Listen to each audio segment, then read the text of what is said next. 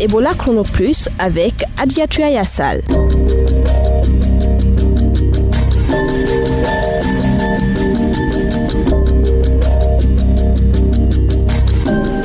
Bienvenue à tous, très ravi de vous retrouver pour ce nouveau numéro d'Ebola Chrono Plus.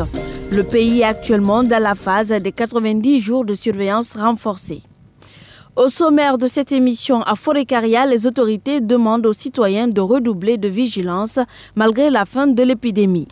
Beaucoup de cas d'infection pulmonaire chez les enfants sont recensés à Zérékoré. Vous suivrez dans un instant le constat de notre reporter. Également dans cette émission, des explications détaillées sur les infections pulmonaires. Et pour finir, l'invité du jour, Dr Almami Camara du centre antituberculeux de Matam, nous parlera du mode de prévention de la pneumonie.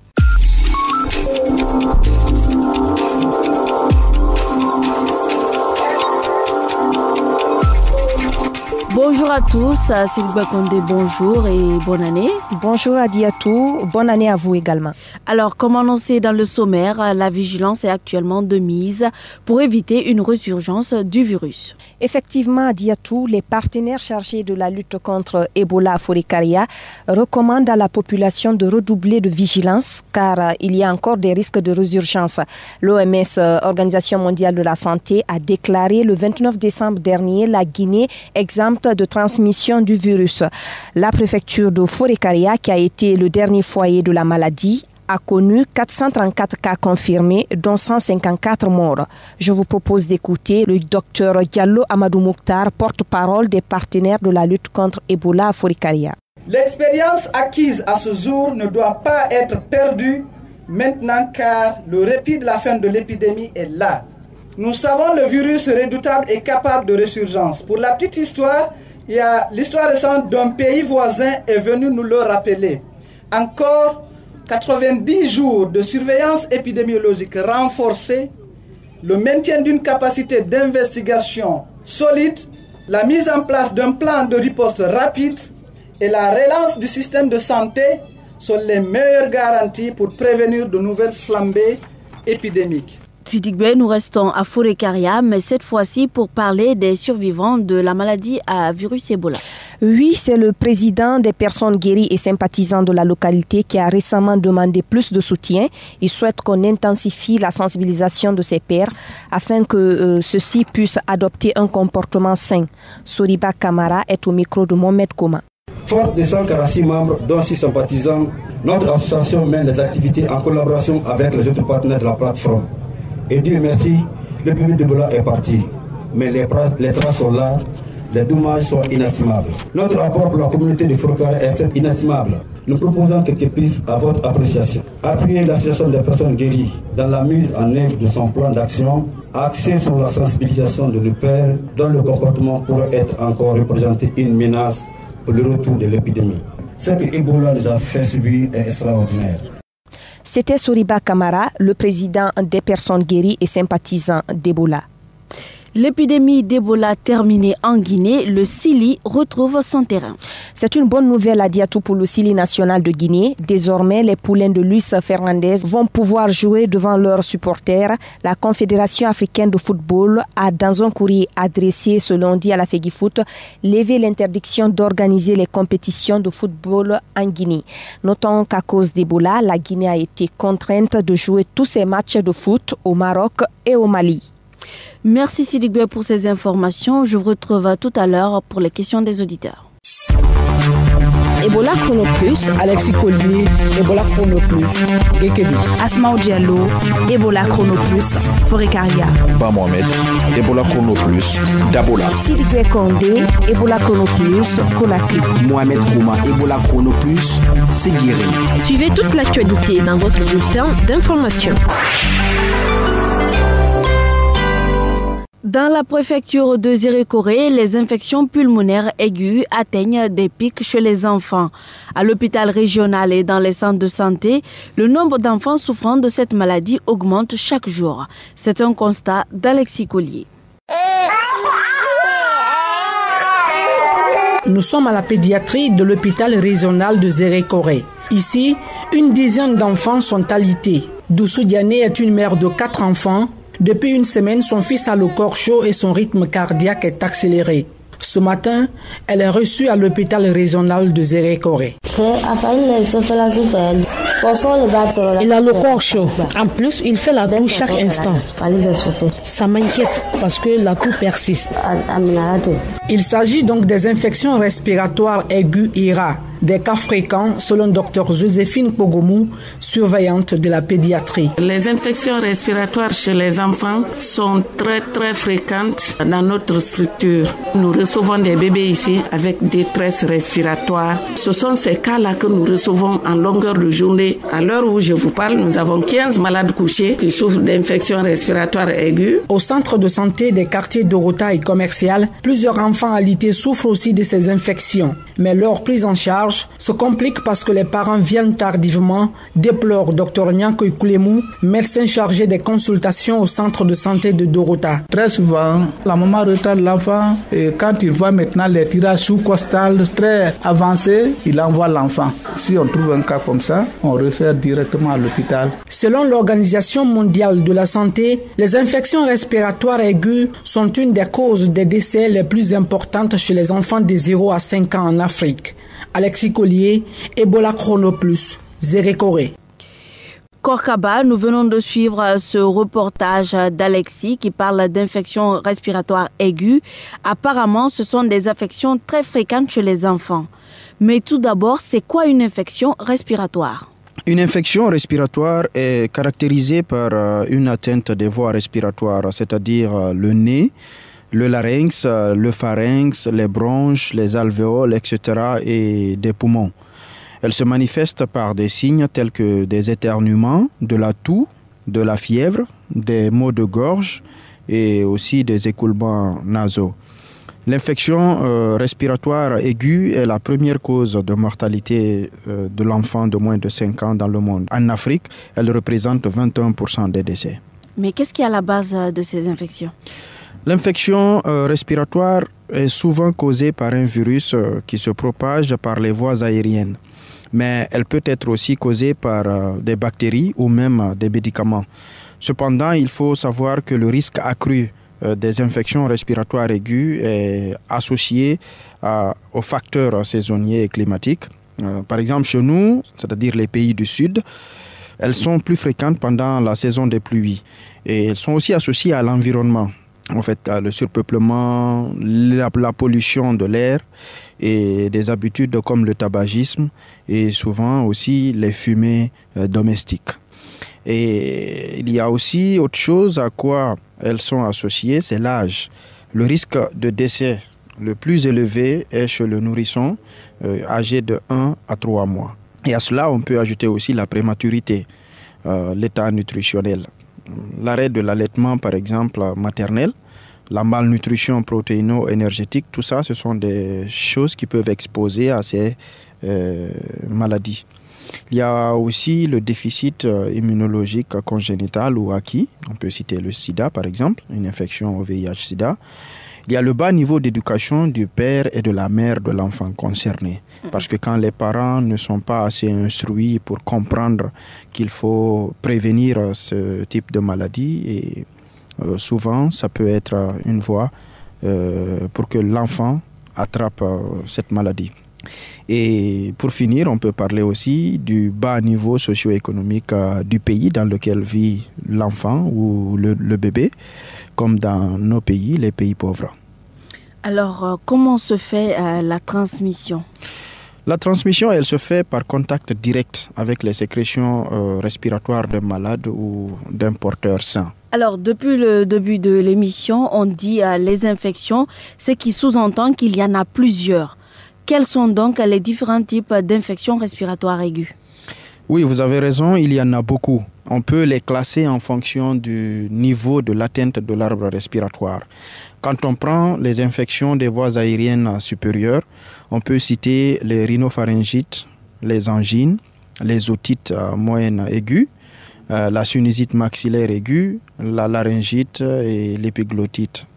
Et quand vous prenez les infections des voies aériennes basses, vous avez la bronchite, la bronchiolite, les pneumonies. Ça fait beaucoup d'affections. Comment se fait la prise en charge de ces malades? La prise en charge se fait en milieu hospitalier et repose sur l'utilisation des antibiotiques et antiviraux dans certains cas.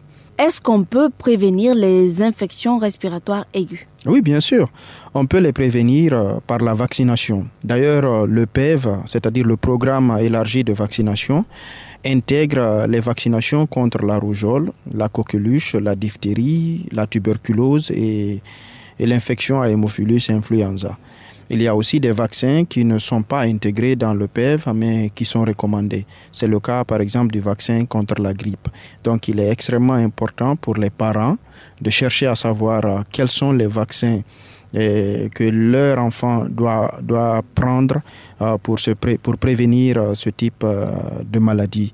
On parle souvent de lavage des mains pour le cas d'Ebola et d'autres maladies, mais même ces maladies-là, le lavage des mains peut prévenir ces maladies parce que c'est à travers les contacts le plus souvent. Donc quand vous vous lavez les mains, vous n'avez pas les virus ou les bactéries sur vos mains, donc vous ne pourrez pas, contaminer votre enfant au cas où vous en serez en contact vous-même. Vous l'avez compris, il faut vacciner vos enfants et également continuer à laver vos mains. Korkaba, merci. Je rappelle que vous êtes notre journaliste spécialisé en questions de santé.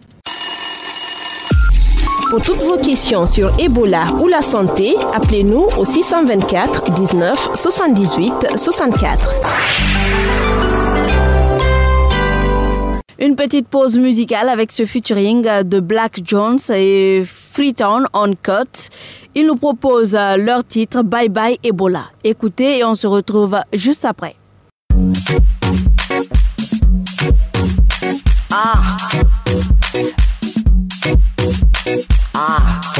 Bye bye Ebola.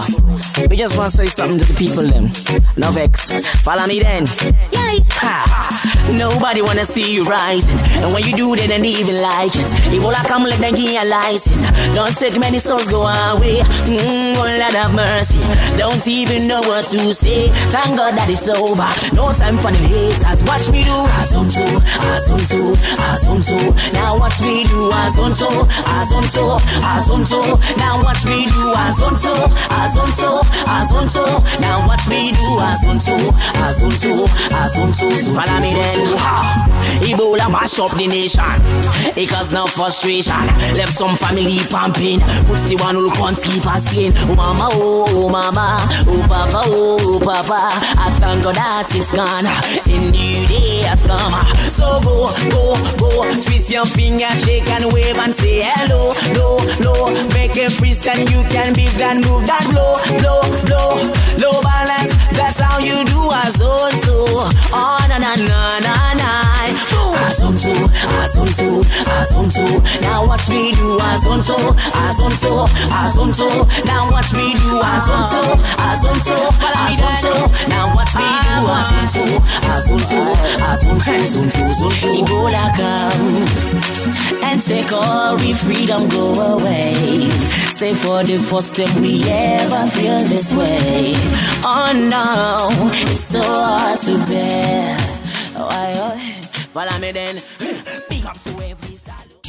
Ebola Chrono Plus, l'invité du jour. La pneumonie est la maladie la plus meurtrière chez l'enfant. Certaines interventions permettent d'éviter les décès dus à la pneumonie, mais très peu d'enfants en bénéficient. Plus d'1 million de vies pourraient être sauvées si les interventions préventives et curatives nécessaires étaient offertes à tous. Mais c'est quoi la pneumonie et comment éviter cette maladie? Bamomed a rencontré le docteur Almami Kamara. Il est le point focal de tuberculose multirésistance au centre antituberculeux de la Carrière dans la commune de Matam. C'est une infection qui dépend du parenchyme pulmonaire d'évolution aiguë. Si vous parlez d'évolution aiguë, qu'est-ce que cela veut dire? C'est une maladie qui a une évolution moins de 2 semaines. Et quels sont les symptômes de cette maladie? Des gènes respiratoires. À moins d'efforts seulement, il est étouffé. Il ne peut pas marcher une longue distance. Dès qu'il commence à marcher une longue distance, il est étouffé. C'est un malade qui touche, qui ne ramène pas les crachats. Ou même s'il ramène, c'est des salives. En plus aussi, l'infection, ça se trouve au niveau du poumon gauche ou au poumon droit. Ce côté où il y a l'infection, c'est que ça fait très mal à ce côté. Et surtout aussi la fièvre. Quand vous prenez la température, vous allez voir que la température va jusqu'à 39, jusqu'à 40 degrés. Mais alors, qu'est-ce qu'il faut pour se mettre à l'abri de cette affection? Il faut gérer les signes. Quand vous avez les signes, avec l'évolution de la maladie, là, on peut penser à une pneumonie. Quand on passe à une pneumonie, la prise en charge doit être vraiment rapide. Mais au début, quand vous recevez le malade, on peut traiter le malade à l'ambulatoire. Vous diagnostiquez très rapidement votre pathologie et puis vous assurez un bon traitement. D'ici 72 jours, 3 à 4 jours, le malade peut vraiment reprendre son état. Quelle est la cause de la pneumonie? Là, c'est des infections. Il faut vraiment la propreté. On appelle le plus souvent pneumonie aiguë communautaire. Donc là, on peut avoir cette pneumonie à la maison ou à l'hôpital. Il y a plusieurs germes, les microbes qui sont là. Donc si elle est en même temps limitée, un peu affaiblie, tu peux vraiment attraper ces microbes. Est-ce que la pneumonie est contagieuse? La pneumonie n'est pas contagieuse. Quelqu'un qui a une pneumonie ne peut pas contaminer. Mais qui sont les plus exposés à la pneumonie? Bon, la pneumonie le plus souvent, c'est les malades immunodéprimés. C'est-à-dire? Les malades immunodéprimés, les malades qui n'ont pas vraiment un système immunitaire qui est vraiment résistant. S'il y a vraiment une défense immunitaire, par exemple les diabétiques, les malades qui ont le VIH, les hypertendus, les drépanocytaires, tous les malades là, ils sont vraiment exposés. Même les malades de nitrie. C'est pourquoi on doit bien manger. Parce que si tu ne manges pas bien, l'immunité est affaiblie. Si l'immunité est affaiblie, tu risques vraiment d'attraper les différentes infections. Et qu'est-ce qui peut compliquer le traitement de la pneumonie? Le plus souvent, c'est le retard diagnostique. Le retard. Quand le malade vient à temps, là, la guérison vraiment est favorable. Parce qu'on reçoit même des cas qui ont tellement pris 2 semaines, 3 semaines d'amoxicilline, mais ils ne prennent que 1 gramme par jour ou bien 1 gramme 500 par jour. Parce que beaucoup de médecins donnent comme ça, 2 matins, 2 le soir. Et qu'est-ce que tu traites avec 2 matins, 2 le soir? Si c'est une pneumonie aiguë, c'est pas avec 1 gramme matin, 1 gramme le soir. C'est pas 1 gramme matin, 1 gramme le soir. Beaucoup de médecins donnent comme ça, 1 gramme d'amoxicilline le matin, 1 gramme le soir. Et l'intervalle là, c'est pas bon. Ça va donner une résistance aux germes. Et la durée aussi n'est pas respectée. Et le malade lui-même, il fait vraiment les autres médications, il achète amoxicilline, il dit il va prendre ça. Dès qu'il commence à prendre, ça va améliorer son état, il laisse comme ça. D'ici quelques jours, quelques semaines, le malade il est là, il commence à cracher du sang. Comme au début, ce qui ramenait c'est de la salive, ce qui ramène maintenant c'est du jaune, c'est des mucus, c'est des jaunes. Donc on fait l'examen de crachat, on donne que c'est la tuberculose. Donc il faut que les malades se dirigent vers les services spécialisés ou les CHI ou les hôpitaux professionnels. Est-ce qu'on peut prévenir la pneumonie? La première prévention de la pneumonie, c'est vraiment l'hygiène de l'environnement. Il faut que l'environnement soit propre, très propre. En plus de ça, si tu as la maladie, il faut aller à l'hôpital pour que la prise en charge soit vraiment précoce. C'était le docteur Almami Camara du centre antituberculeux de la Carrière dans la commune de Matam. Ebola Chrono Plus, à vous la parole. Les réponses aux questions des auditeurs, c'est avec Sidibé Kondé. Merci Adiatou. Dans À vous la parole d'aujourd'hui, nous répondons à la question d'un citoyen que nous avons rencontré. Écoutons-le. Ma question est que à chaque fois que je reçois le fumet de la cigarette, je sens le rhume directement. Voici la réponse du docteur Ben Youssouf Keita. Il est médecin et député à l'Assemblée nationale. D'abord, il y a 2 manières d'inhaler de la fumée. Il y a la manière active et la manière passive. La manière active, c'est quand, par exemple, vous prenez de la cigarette. Donc, psychologiquement, vous êtes préparé. Donc, vous préparez vos branches et vous préparez le glottis afin d'éviter que la fumée ne passe par n'importe quelle voie. Vous prenez toutes vos précautions. Alors, l'inhalation passive est celle qui vous surprend. Elle est la plus dangereuse. Donc, pour répondre à sa question, c'est parce qu'il n'est pas préparé, il est surpris pour respirer de la fumée. Il n'est pas préparé à cela et ça passe non seulement dans les bronches, mais ça passe dans le tube digestif et au niveau du nez, les cils qui y sont respiratoires sont très sensibles et peuvent provoquer une réaction allergique. Et lui, il est allergique à cette fumée, c'est pourquoi il fait le rhume. C'est pas tout le monde qui le fait. C'était le docteur Ben Youssouf Keita. Il est médecin et député membre de la commission santé à l'Assemblée nationale. Vos questions sont attendues au 624 19 78 64. L'équipe d'Ebola Chrono Plus se fera le plaisir de répondre à vos inquiétudes. Merci de votre confiance. Merci Silibé. Ebola Chrono Plus, c'est fini pour aujourd'hui. La rédaction en chef était assurée par Aflou Amata, la technique par Mamadou Kone, assisté de Cabinet Sano, et la présentation à Dietou Yassala. Merci de votre attention et prenez soin de vous. Au revoir.